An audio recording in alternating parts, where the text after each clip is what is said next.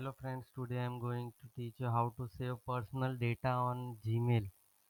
So basically you get thousands of emails, thousand millions, 10,000 million emails. So what you have to do, basically go on your Gmail account.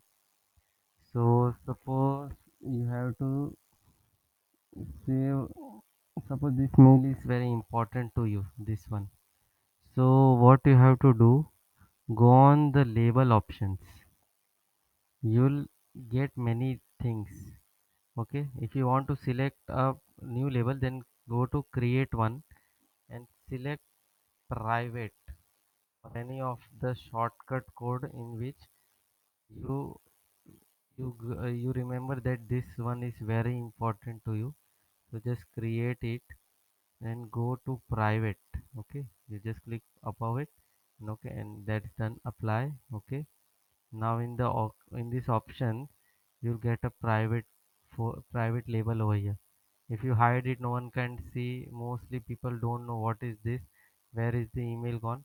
So basically you have to drag over below the inbox all mails.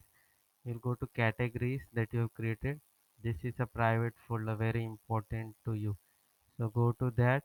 Means private emails can be saved in a personal private folder on drive.